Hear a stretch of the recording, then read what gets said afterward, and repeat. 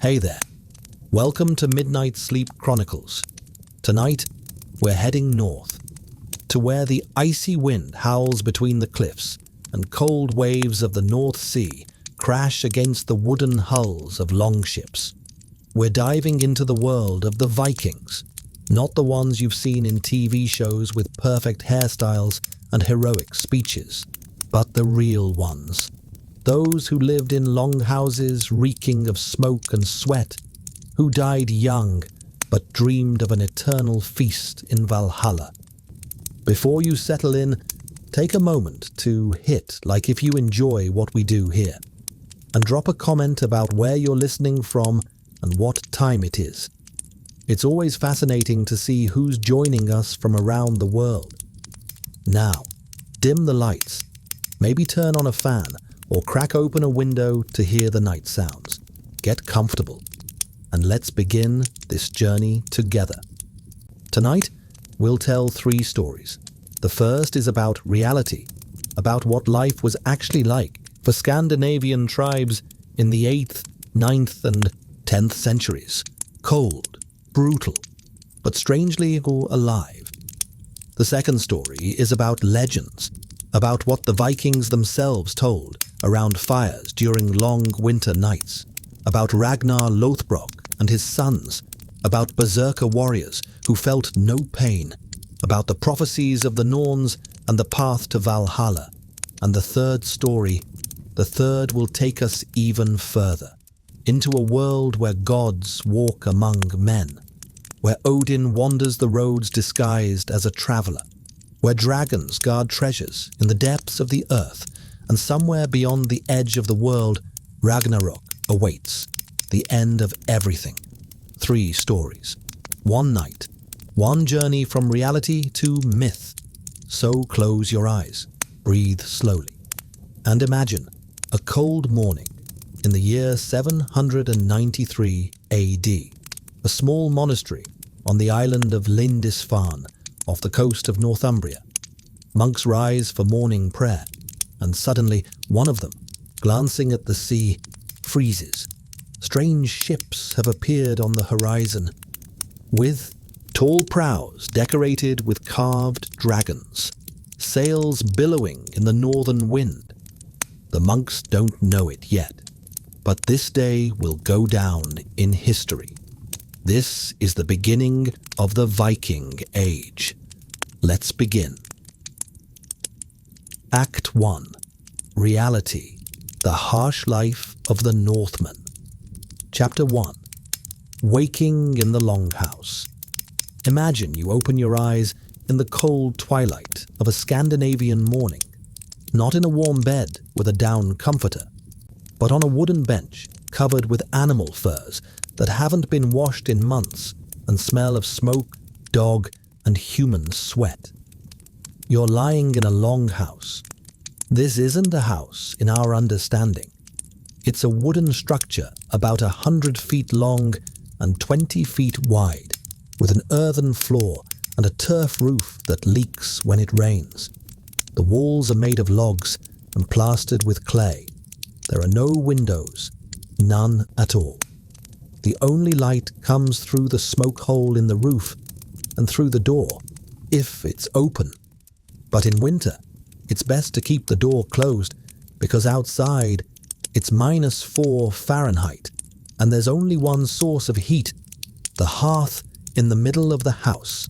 The hearth, a long pit in the center of the room where yesterday's fire still smolders. Smoke rises upward, but not all of it escapes through the hole in the roof. Most of it hangs under the ceiling in a thick, acrid cloud.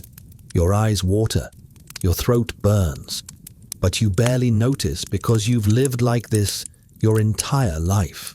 Smoke is normal. It's part of life. Without it, you'd freeze. Around you on benches and on the floor, others sleep. Your family, maybe 20 people. Parents, brothers, sisters, children, old folks, and slaves too. Yes, slaves. Thralls, as they're called here. People captured in raids who now belong to your family. They sleep by the wall on the bare floor, covered with rags, In the far corner, something snorts. It's the cows. Yes, cows live here too, in the house. In winter, it's impossible to keep them outside. They'd freeze. So they stand at the far end of the long house, behind a wooden partition. The smell of manure mixes with smoke and human odor. Is it unbearable? No. It's life. It's warmth. Cows are survival. You rise from the bench. Your joints ache. You're 25, but it feels like 40. Winters here spare no one. Arthritis starts early. Teeth constantly hurt. Your back aches from work. But there's no one to complain to, and no point. Everyone lives like this. You walk to the hearth, fan the embers, add dry peat. The fire flares up. Someone's already awake. The old woman, your grandmother, toothless and hunched. She's maybe 45. Here, that's deep old age. She mutters something, rocks back and forth. Maybe a prayer, maybe just habit. A cauldron hangs on a hook over the fire. Cast iron, blackened with soot. In it simmers what's been simmering for 3 days already. Porridge. Thick, grey, made from barley, turnips, onions. Sometimes they throw in a piece of salted fish or lard. Today, just vegetables. Meat is rare. It's eaten on holidays or after a successful raid. You scoop with a wooden spoon. The porridge is hot, tasteless, but filling. This is your breakfast. This is your lunch. This is your dinner.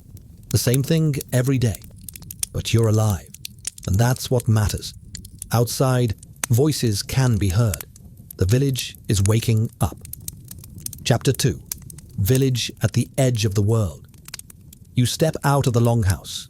Cold air hits your face like a slap. The sky is grey, low. Wind cuts right through your wool tunic and pants. You have a cloak made of sheep's wool, but it got wet yesterday and hasn't dried.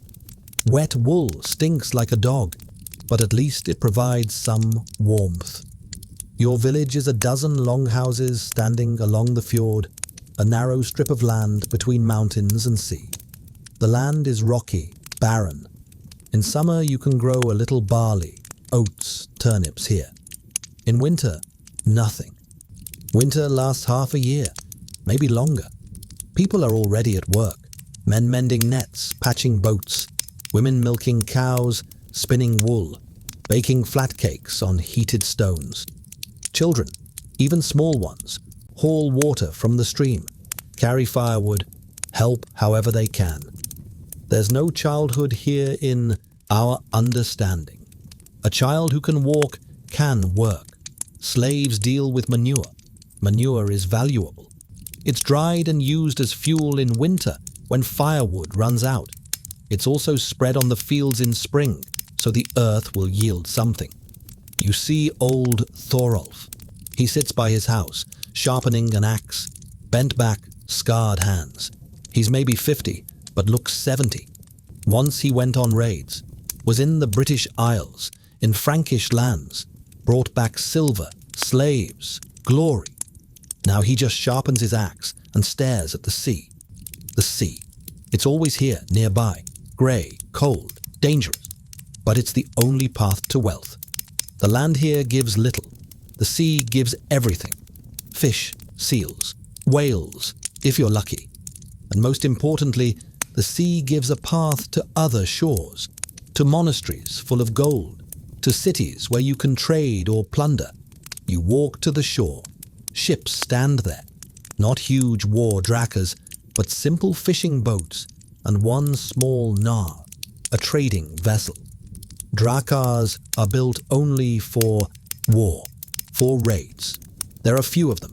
They're built by the whole community, several villages pooling resources. Because a drakkar isn't just a boat. It's a work of art. It's a ticket to wealth. It's glory. But today, you're not thinking about glory. You're thinking about fish. You need to go out to sea, cast the nets. If you don't catch anything, the family will starve. It's simple. Chapter 3. Sea. Death. and survival. You get into a boat with your brother and uncle. The boat is small, about 20 feet long, hollowed out from a single oak trunk. The oars are heavy, roughly hewn. There's no seat. You sit on cold, wet wood. You push off from shore. Oars cut the water. The waves aren't high, but they're cold. Spray flies in your face. Salt water gets in your mouth. You row in silence. Talk isn't needed here. Everyone knows what to do. Around you, only sea and mountains.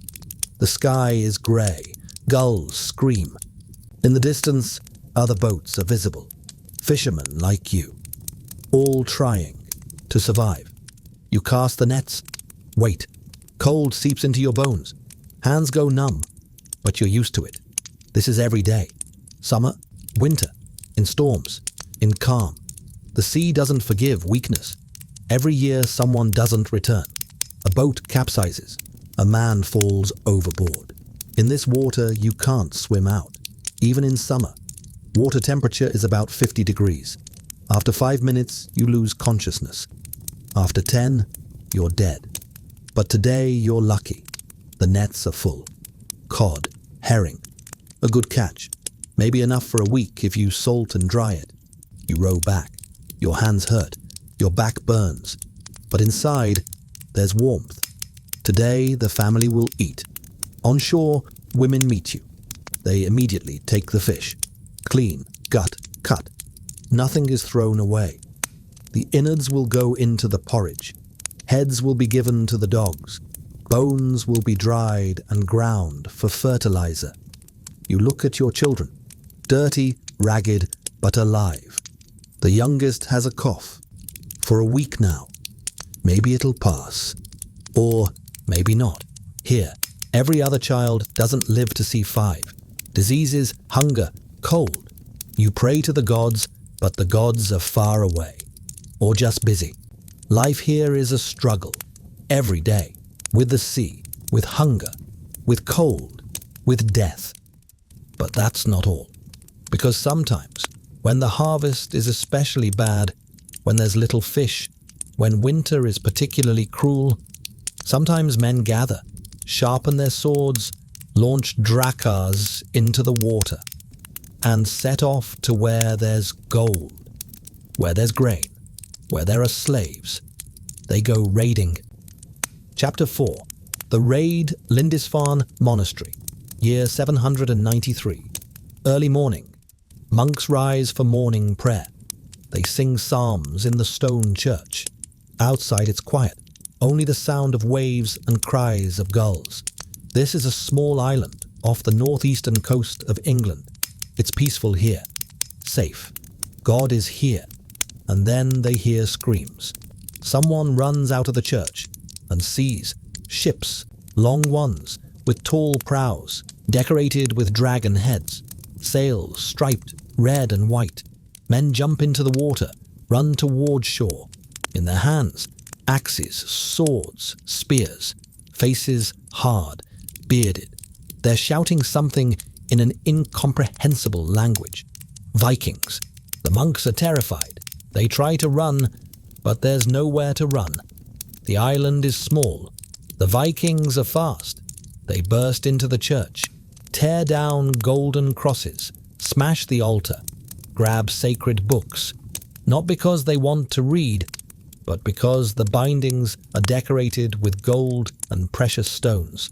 The monks pray, some on their knees, some standing with crucifixes in their hands, as if that's protection. The Vikings laugh. For them, this isn't a sanctuary. It's just old men in strange clothes. Some they kill. Just like that. A sword in the back or an axe to the head. Quick, without ceremony. Some they take captive. They stand now, bound, in shock. They'll be led to the ships. They'll become slaves. Will row the oars, haul cargo.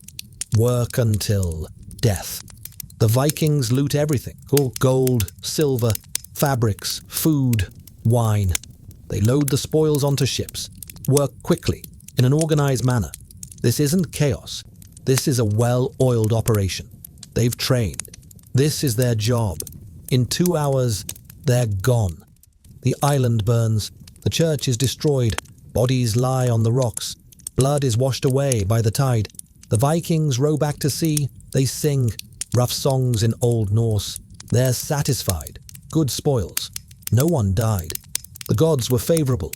Odin, Thor, Freya, all blessed this raid. In a week, they'll return home. As heroes, with gold, with slaves, with stories they'll tell around fires during long winters. But for them, this isn't evil. This isn't a crime. This is survival. This is honor. This is how the world works. The strong take from the weak. It's the law of the gods, the law of ancestors. Chapter 5. Trade and Long Paths. But the Vikings weren't only warriors. They were traders too. Great traders. Imagine the city of Berka in Sweden, or Hedeby in Denmark, or Dublin in Ireland. These cities are trading centers. Merchants come here from all over Europe, from Byzantium, from Arab caliphates, from distant Rus. Scandinavian merchants trade everything. Sort of furs, sable, ermine, marten, amber from Baltic shores, walrus ivory, slaves, thousands of slaves, captured in raids or bought in the East. They trade honey, wax, iron, weapons, and receive in return silver, Arab dirhams, Byzantine solidi, Frankish denarii, also silk from China, glass from Rome, wine from France, spices from India. Scandinavians trade throughout Europe, but not only. They go further, down the great rivers of Rus, along the Dnieper, along the Volga. They call themselves Rus, rowers. They found cities, Novgorod, Kiev. They serve as mercenaries for Byzantine emperors, the Varangian Guard, an elite unit. They go east, reach the Caspian Sea, Baghdad. Arab chroniclers write about them. These are the filthiest of God's creatures. They don't clean themselves after eating or after the toilet, but they're brave, and their swords are sharp. The Vikings laugh at this. They don't care what others think. They know their business. They know how to survive, how to trade, how to fight, how to sail where others fear. Their ships are engineering marvels, drakars, long, narrow, light. They can sail on sea and on shallow rivers. They can be pulled onto shore and carried on shoulders across portages. They can be repaired anywhere. They're fast. They're maneuverable. They're beautiful. Vikings know the stars. They know how to navigate by the sun, even when it's hidden by clouds. For this, they use a sunstone, a special crystal that shows the sun's position. They know currents, know winds. They cross the North Sea, the Atlantic, reach Greenland, Iceland, North America. Long before Columbus, these aren't just barbarians. These are explorers, seafarers, traders, colonizers. Chapter 6. Social. Structure. Jarls, carls, and thralls. Viking society was strictly structured. Not everyone was equal. Far from it. At the top, jarls, chieftains, kings, people of noble birth. They owned land. They had warrior retinues. They built drakars, organized raids, presided over things, popular assemblies where disputes were resolved and laws were made. Below, carls, free people, farmers, craftsmen, traders. They owned land or rented it. They could carry weapons, could speak at the thing. They had rights. If someone killed a carl, his family received vergild, blood payment, money in compensation. And at the bottom, thralls, slaves, prisoners of war, people sold into slavery for debts, children of slaves. They had no rights, none. They could be sold, killed, raped. The law didn't protect them. They were property, things. A thrall's life was hell. Hard work from dawn to dusk, bad food, beatings, no hope. Sometimes, very rarely, an owner might free a slave. Then he became a freedman, but still remained at the lowest rung.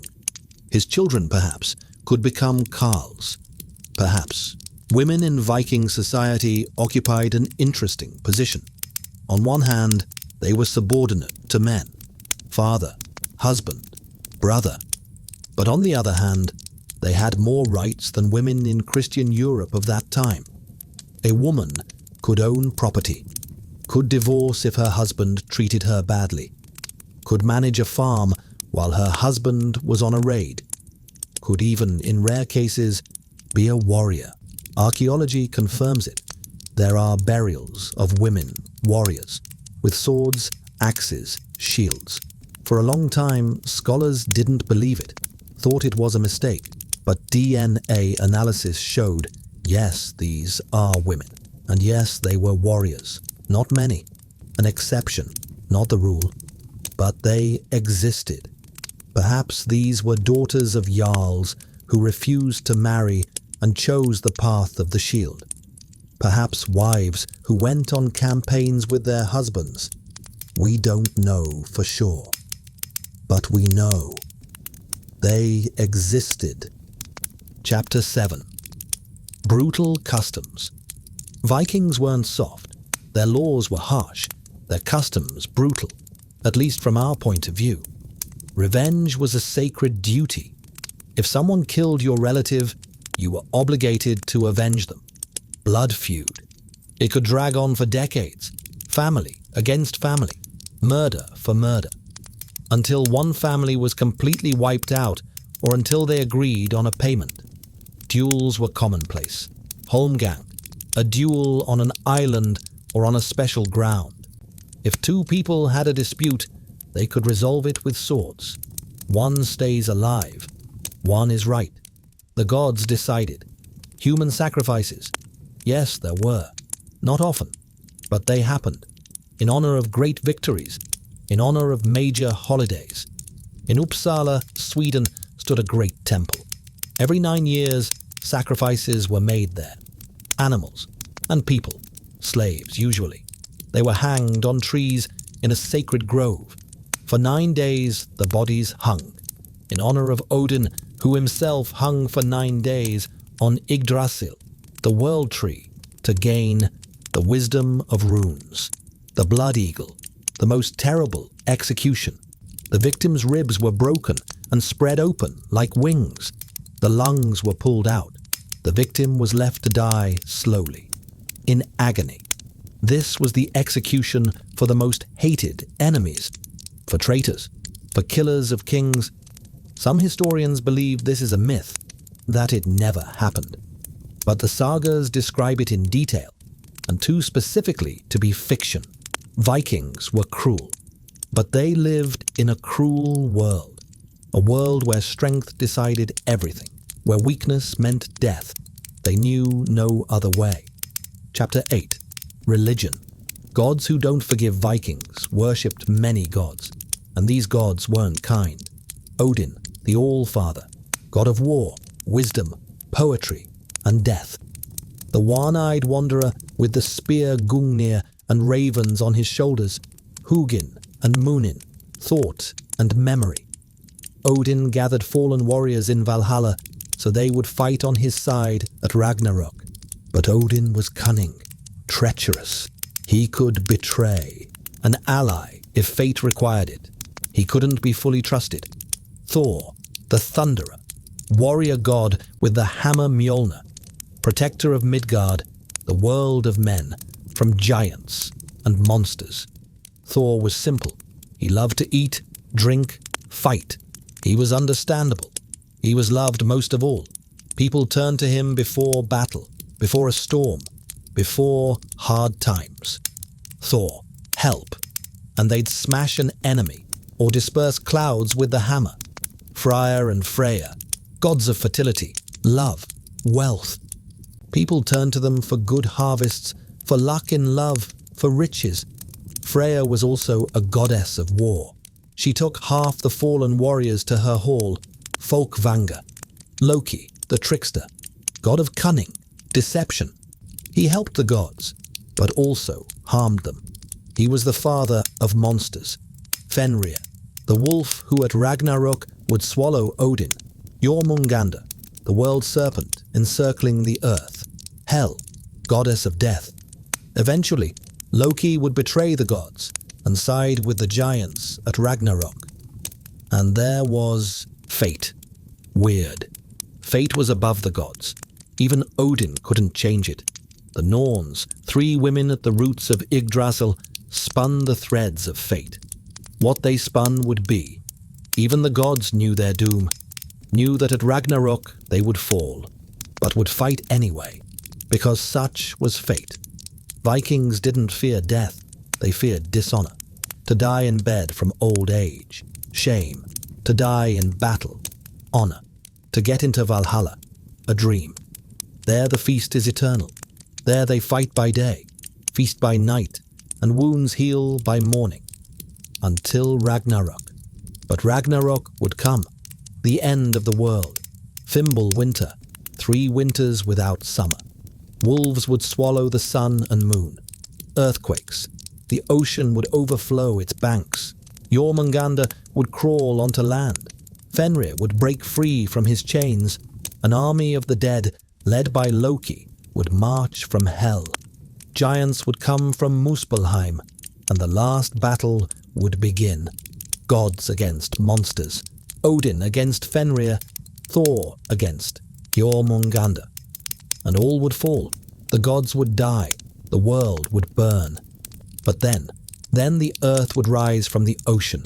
New, green, and new gods, children of the old ones, would begin everything anew. This was the religion of the Vikings. Dark, heroic, with no hope of salvation, only honor, only battle, only fate. So that was reality, cold, brutal, but majestic in its own way. Vikings lived hard, worked to exhaustion, died young, but they didn't pity themselves. They knew weakness is death, strength is life, and they chose strength. They built ships and went to sea, raided, traded, explored. They reached the edges of the known world and went further. But the Vikings told different stories about themselves. Around fires, during long winter nights, skalds sang songs about heroes, about kings, about battles that shook the heavens, about warriors who knew no fear.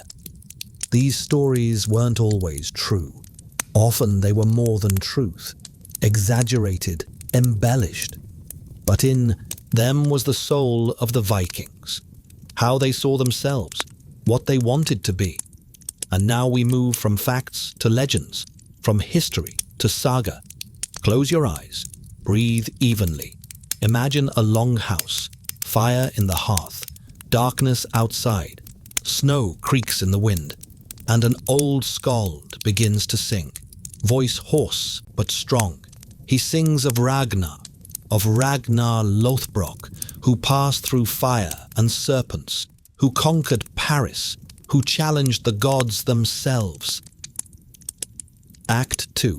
Sagas, Legends of Heroes. Chapter 1. Ragnar Lothbrok, man or myth? Who was Ragnar Lothbrok? Historians still argue.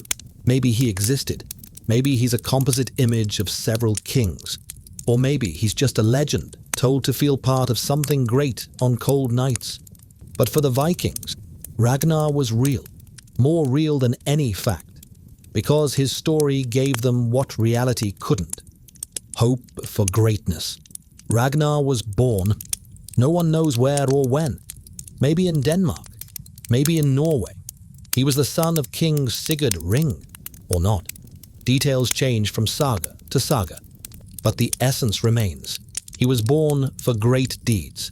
His first feat, killing a dragon. Yes, a dragon. A huge serpent guarded a maiden named Thora. Ragnar sewed himself special pants, boiled in pitch and sprinkled with sand to protect from poison and fire.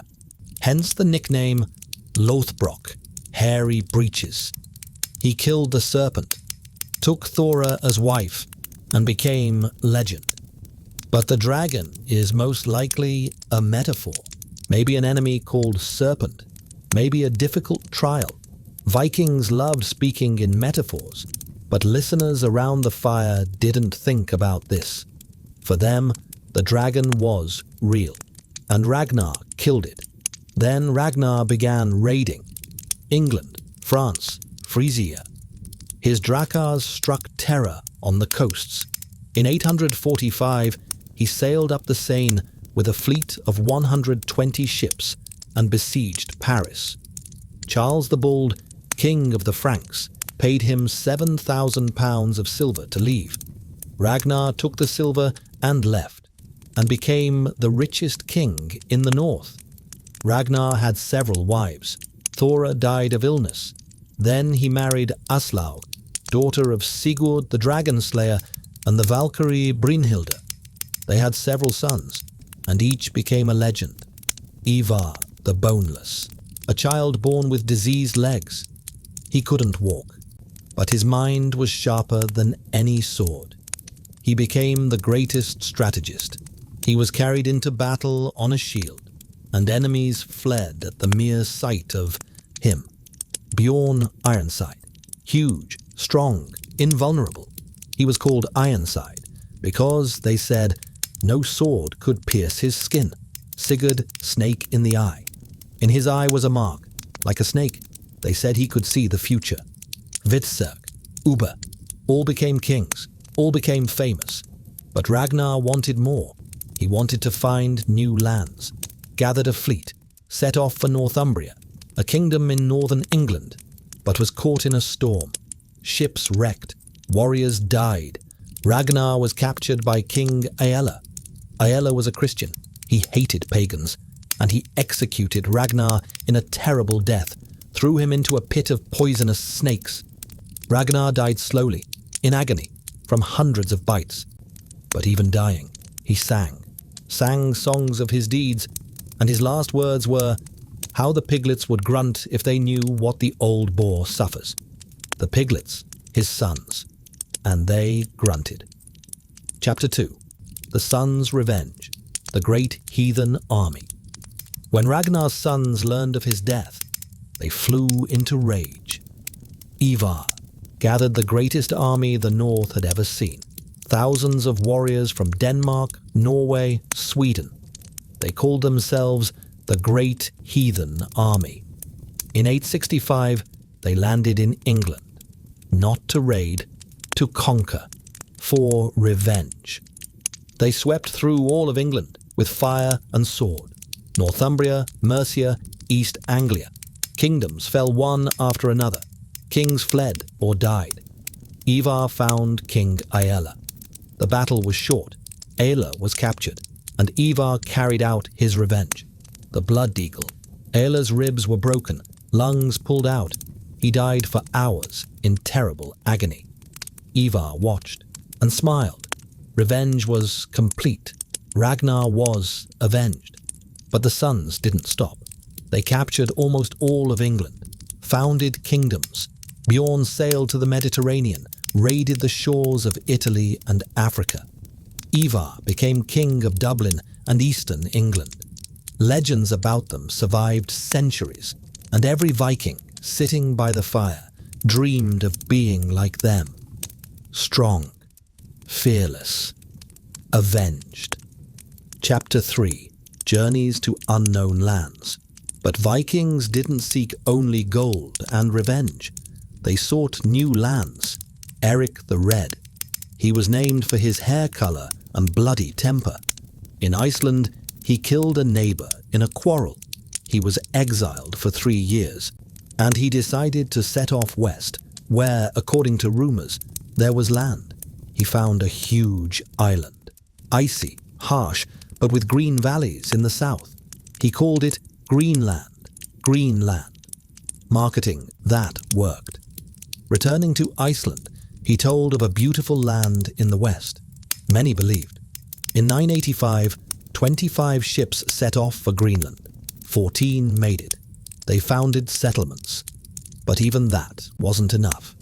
Eric's son, Leif Erikson, heard from a merchant about land even further west.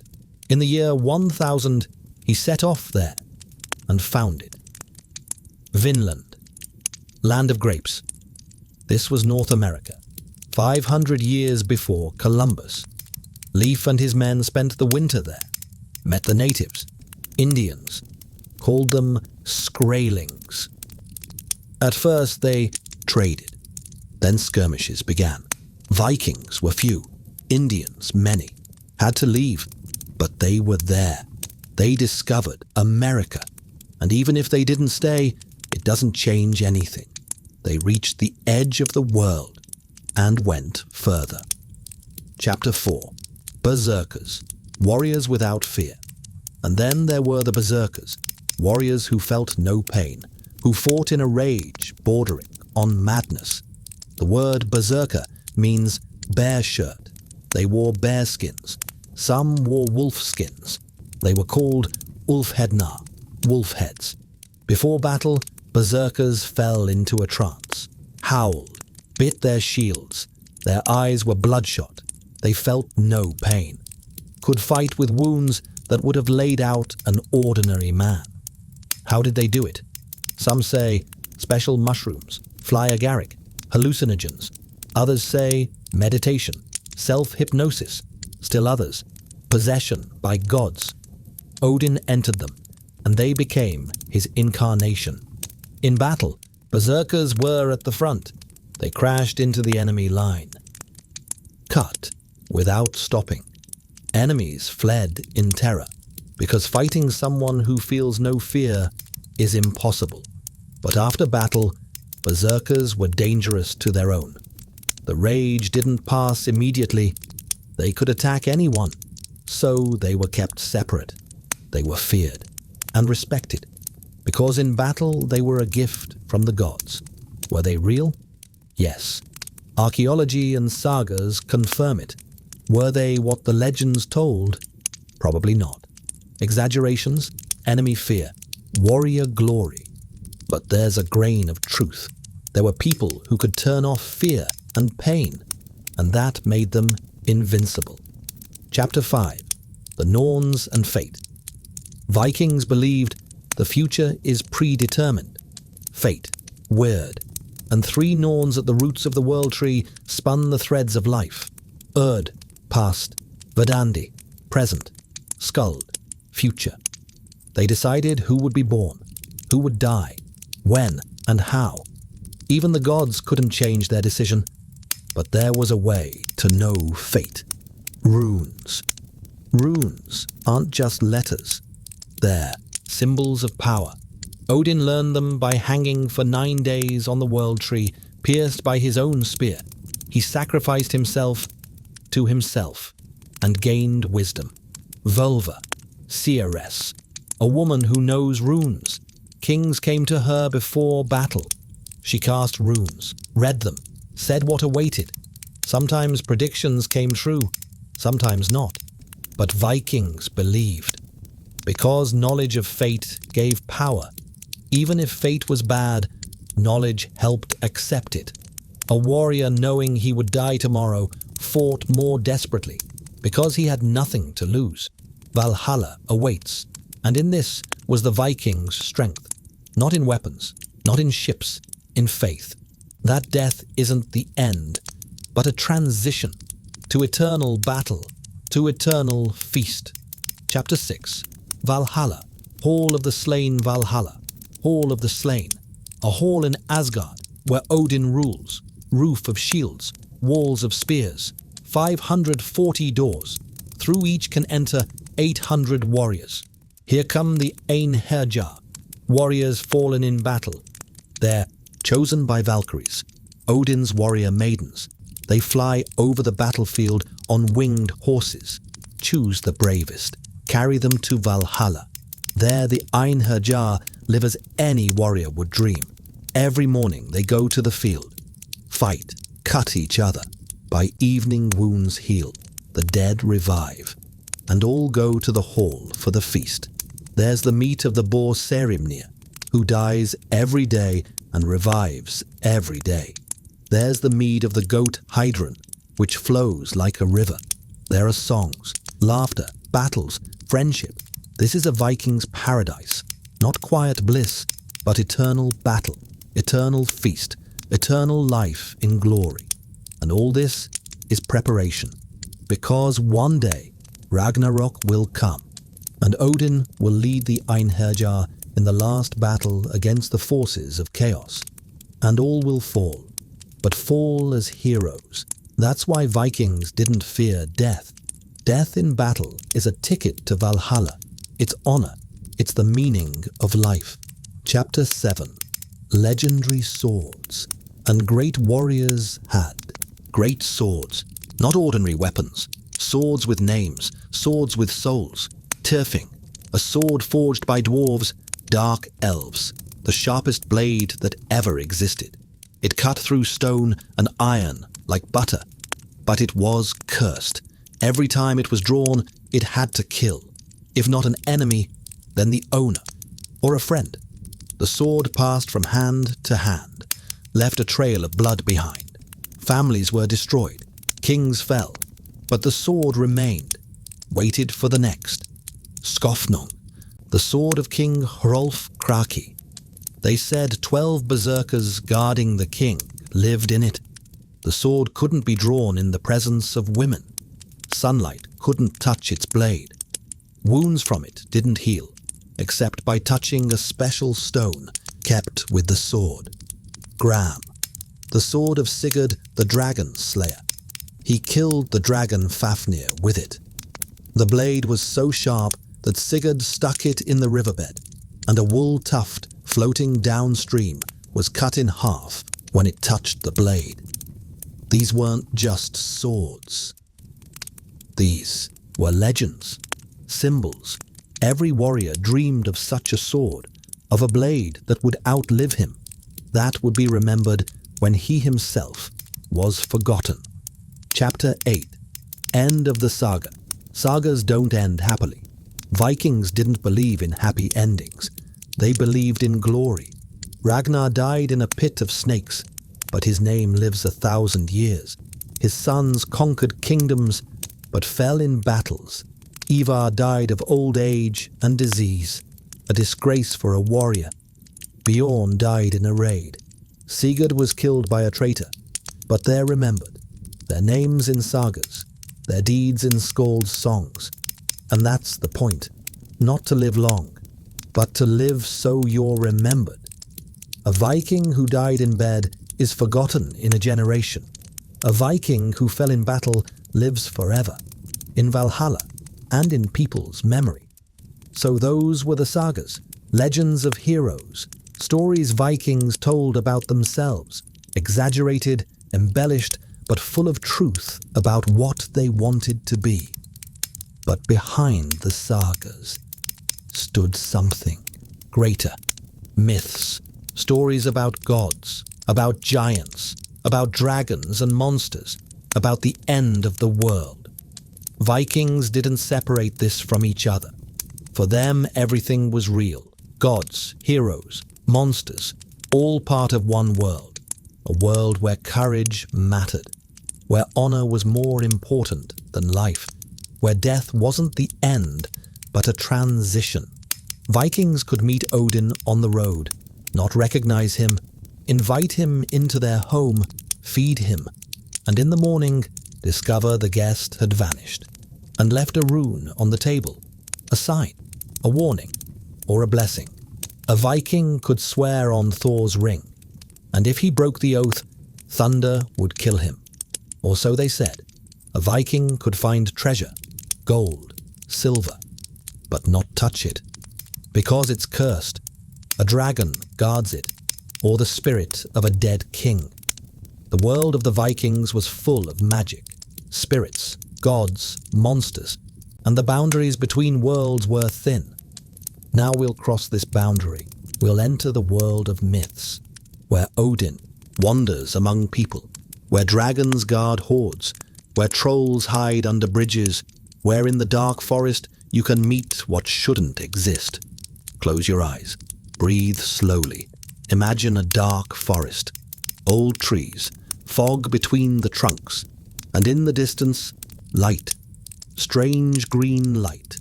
Northern lights dance in the sky. Vikings knew. When the lights dance, the gods are watching. And something is about to happen. Act 3. Mythology. God's Walk Among Men. Chapter 1. Odin, the Wanderer. There was a story. Old. Ancient. Every Viking knew it. One night, a wanderer came to a longhouse. An old man in a wide-brimmed hat, grey cloak, worn, long staff in hand, one eye, the second hidden under the hat. The master of the house, King Geirröd, was an inhospitable man. He looked at the old man with suspicion. "Who are you?" "They call me Grimnir," answered the wanderer. "A traveller. I ask shelter for the night." Geirröd frowned. But the law of hospitality is sacred. To refuse a wanderer is to bring a curse. He nodded, let him in, but didn't seat him at the table, didn't give food, only allowed him to sit by the hearth. The old man sat, was silent, stared into the fire. Geirröd's son, a boy about 10 named Ragnar, approached the wanderer, gave him bread and a horn of ale. "Thank you, boy," said the old man. "You are kind, not like your father." Geirröd heard, got angry. "Get out of my house, old man. If you don't like it, leave." The wanderer rose, looked at the king with one eye, and smiled. The smile was cold. "I'll leave. But remember, Geirröd, hospitality is the law of the gods. You've broken it." "The gods are far away," the king smirked. "Closer than you think," answered the old man, and disappeared. Didn't go out the door, just disappeared, dissolved into air. Geirröd went pale. He understood. It was Odin, the All-Father. He walked among men, tested them. A year later, Geirröd died, fell on his own sword. Accidentally, they said. But everyone knew it was Odin's curse, and Ragnar became king, wise, just. Odin blessed him, because the boy was kind. Chapter 2. Loki and his tricks. Loki was a trickster, god of cunning. He helped the Aesir, the gods, but also harmed them, constantly. Once Loki bet with a dwarf smith named Brock. Loki said dwarves couldn't create anything better than the treasures the gods already had. Brock got angry, challenged Loki to a contest. His brother Sindri began forging, but Loki interfered, turned into a fly, bit Sindri while he worked, distracted him. But the dwarves still created 3 treasures: the golden boar Gullinbursti for Freya, the golden ring Draupnir for Odin, and the hammer Mjolnir for Thor. The hammer was mighty. It always hit its target, always returned to Thor's hand. With it, a giant could be killed with one blow. Loki lost the bet. By the terms, Brock could take Loki's head, but Loki said, "Take the head, but don't touch the neck." The neck wasn't part of the bet. Brock couldn't take the head without damaging the neck. Instead, he sewed Loki's mouth shut, so he'd be quiet at least for a while. But Loki tore out the threads and continued his tricks. It was always like this. Loki helped, Loki harmed. He was unpredictable, dangerous, but also necessary. Without him, the world would be boring, or so it seemed, until the main betrayal happened. Chapter 3. Death of Balder. Balder was the son of Odin and Frigg, the most beautiful of gods. Kind, wise, everyone loved him, even giants. But one day Balder began having nightmares, dreams of death. Frigg was frightened. She went around the whole world, took an oath from everything living and non-living, not to harm Balder. Fire swore, water swore, stones, trees, beasts, birds, diseases, poisons, all swore. Balder became invulnerable. The gods entertained themselves, threw stones at him, shot arrows. Nothing caused harm. They laughed, but Loki envied. He approached Frigg, asked, "Did everything really swear not to harm Balder?" "Everything," answered Frigg, "except one sprig of mistletoe. It's so small, so young. I didn't bother to take its oath." Loki smiled, went, found the mistletoe, made an arrow from it, returned to the gods. They were still playing. The blind god Herder stood aside, couldn't participate. "Why don't you throw?" asked Loki. "I'm blind," answered Herder. "I can't see where to aim." "I'll help," said Loki, gave him the mistletoe arrow, guided his hand. Herder threw. The arrow pierced Balder. He fell, dead. The world froze. Everyone stared. Couldn't believe it. Balder is dead. The most beautiful of gods. Killed. Loki fled. The gods caught him, bound him with the entrails of his own son, tied him to a rock. Above his head hung a serpent, dripping poison on Loki's face. Loki's wife, Sigyn, stands nearby, holds a bowl, catches the poison. But when the bowl is full, she steps away to empty it, and poison drips on Loki. He writhes, screams, the earth shakes, earthquakes. So Loki will lie until Ragnarök, until the end of the world, when he'll break free and lead the army of the dead against the gods. Balder's death is the beginning of the end, the first crack in the world. Everything rolled toward Ragnarök. Chapter 4. Dragons and Treasures. In the north, in the mountains, in deep caves, lived dragons, not huge winged creatures from fairy tales, but lindworms, giant serpents, dozens of meters long, with poisonous breath, with scales no sword could pierce. They guarded treasures, gold, silver, jewels, plundered over centuries. Why did dragons collect gold? No one knew. Maybe they liked the shine. Maybe there was magic in the metal. But each dragon lay on a pile of treasures and killed anyone who came close. Sigurd, the greatest hero of the north, killed the dragon Fafnir. Fafnir wasn't always a dragon.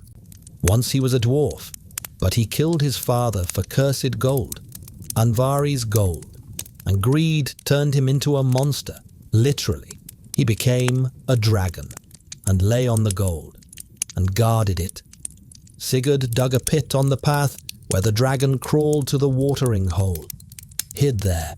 When Fafnir crawled over the pit, Sigurd thrust his sword into his belly, the only vulnerable spot. The dragon died. Sigurd took the gold, but the gold was cursed. It brought death to all who possessed it. Sigurd didn't know. He took the gold, and it destroyed him, his wife, his children. Whole kingdoms fell because of the cursed gold. Dragons didn't just guard treasures. They were part of the curse. Gold demanded blood, and always got it. Chapter 5. Kraken and Sea Monsters. The sea was full of horrors. Jormungandr, the world serpent, Loki's son. When he was small, Odin threw him into the ocean. The serpent grew until he encircled all the earth. He lay at the bottom of the ocean, holding his tail in his mouth. When he moved, storms began. Ships sank. Thor once tried to catch him, took the strongest line, baited the hook with a bull's head, cast into the water. Jormungandr bit. Thor began to pull.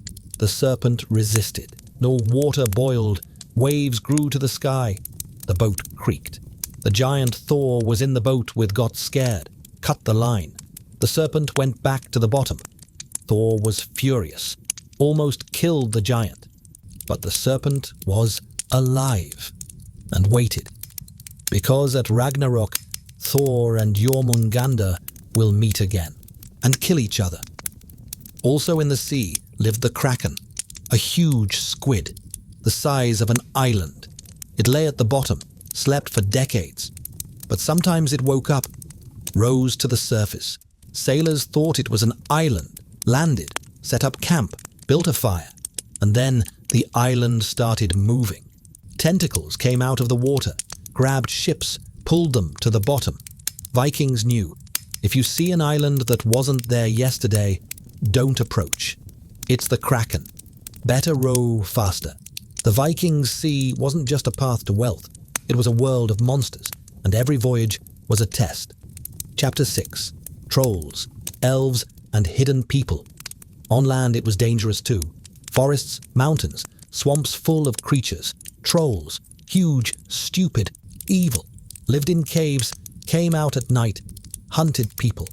Sunlight turned them to stone. A Viking walking through the forest at night could meet a troll and not survive. Trolls tore people apart with bare hands, ate them raw, but trolls feared iron and fire and Thor's hammer. So Vikings wore Thor's hammers around their necks. Amulets, protection. Alfar, elves, light and dark. Light elves, Ljosalfar, lived in Alfheim. Beautiful as light, they were kind to people, helped those who respected them, left gifts in fields, protected crops. Dark elves, Dvagar, lived underground. They were smiths, created magical objects. Thor's hammer, Odin's spear, Freyr's ship. But dwarves were greedy, cunning. Each of their gifts had a price.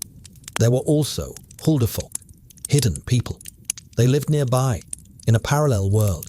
They could be seen at boundaries, at dawn, at dusk, in fog, at crossroads. Hidden people looked like ordinary people, but weren't. If a person entered their world, might not return, or return after 100 years, thinking a day had passed. Vikings built houses, avoiding places where the hidden lived. Didn't touch elf stones, didn't block paths, respected invisible neighbors. Because to violate the boundary is to bring a curse. Chapter 7. Satyr and Sorcery. Magic was real. Satyr, ancient sorcery. Völvers, seers, knew Satyr. They could see the future, control weather, curse enemies, heal diseases. Satyr was women's magic. Men were ashamed to practice it, except Odin. He knew Satyr, but some gods despised him for it. A Völva conducted a ritual, sat on a high seat. Around her, women sang songs. Vardlokur, songs of summoning.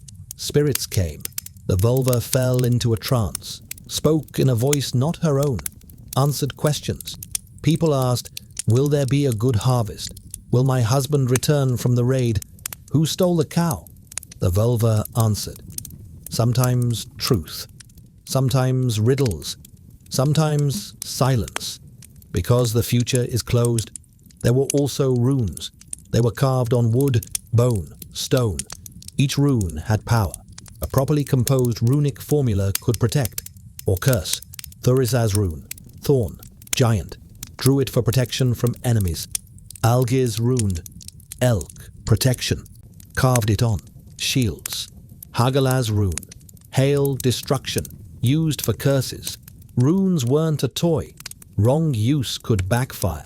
A magician who doesn't know what he's doing could curse himself or summon what he can't control. Viking magic was dangerous, but also necessary. In a world full of spirits and gods, protection was needed, and power. Chapter 8. Ragnarök, end and beginning. But all this had to end. Ragnarök, doom of the gods, end of the world. It was prophesied. Even the gods knew. A Völva told Odin, Fimbulwinter would begin. 3 winters in a row without summer. Snow doesn't melt. Crops don't grow. People starve. Wars begin. Brother kills brother. Father kills son. Laws collapse. Morality dies. Then the heavens split. The wolves, Skjöll and Hati, who for millennia chased the sun and moon, finally catch them, devour them. The world plunges into darkness. Earthquakes, mountains collapse. Jormungandr crawls out of the ocean. Waves flood the earth. Fenrir breaks free from his chains. The huge wolf the gods bound because they feared him. Now he's free and hungry. Loki breaks free from his bonds, gathers an army of the dead from Helheim, leads them against Asgard.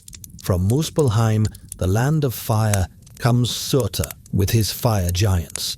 The bridge Bifrost, connecting Midgard and Asgard, collapses under their weight. On the field Vigrid, all gather, gods, Einherjar, giants, monsters. The last battle begins. Odin against Fenrir. The wolf devours the All-Father. Vidar, Odin's son, avenges. Tears open Fenrir's jaws. Thor against Jormungandr. They kill each other. Thor crushes the serpent with his hammer, but the serpent's poison kills Thor. Freyr against Surtur. Freyr loses. He gave away his sword once. Fights without weapons. Tyr against Garm, the hellhound. They kill each other. Heimdall against Loki. They kill each other. All gods fall. Einherjar fall. The world burns. Surtur sets everything on fire. Earth sinks into the ocean. The end. But then, silence. Water recedes. Earth rises from the ocean. Green, new, pure. A few gods survive. Vidar and Vali, sons of Odin. Modi and Magni, sons of Thor. They find their father's hammer in the ashes. Lifted. Balder returns from hell. Forgiven. Resurrected. Two humans, Lif and Lifthrasir, survived the catastrophe. Hid in the forest. Now they emerge. They'll begin a new world. New gods. New people. New earth. The cycle begins again. So that was the world of the Vikings. 3 stories, 3 layers, reality, legend, myth. Reality was cruel, cold, full of pain, labor, death. Vikings lived in a harsh world and survived because they were strong, or died. Legend was brighter. Ragnar Lothbrok, his sons, Berserkers, swords with names, Valhalla, stories of heroes who didn't give up, who fought to the end, who preferred glory to a long life. And myth was deeper. Odin wandering among men, Loki playing with fate, dragons, trolls, elves, Ragnarök, end and beginning. Vikings didn't separate this from each other. For them, everything was real. Gods, heroes, monsters, all part of one world. A world where courage mattered, where honor was more important than life, where death wasn't the end, but a transition. We today are far from this. We live in comfort, in safety. We don't fear trolls and dragons. We don't believe in Valhalla. But something in these stories still resonates. Maybe it's nostalgia for times when everything was simpler, when the enemy was clear, when life's meaning was obvious. Fight, protect your own, die with honor. Maybe it's just the pull of adventure, of the sea, of unknown lands, of trials that make us stronger. Or maybe it's the dream of a world where gods were near, where magic worked, where fate meant something. The Vikings are gone. Their world disappeared 1,000 years ago, but their stories remain. In sagas, in myths, in us, we still tell about them, still admire their courage, still dream of Drakars sailing toward the horizon. Maybe they really did get to Valhalla, feasting there, fighting, waiting for Ragnarök. Or maybe they just sleep, under barrows, under stones, with swords in their hands, waiting for when the world will call for heroes again. Good night. Thank you for being with us tonight in Midnight Sleep Chronicles. Come back. There are many more stories ahead, many worlds, many journeys. And for now, close your eyes, breathe calmly. May you dream of Drakars on the waves. May you dream of Valhalla. May you dream of glory. Until we meet again.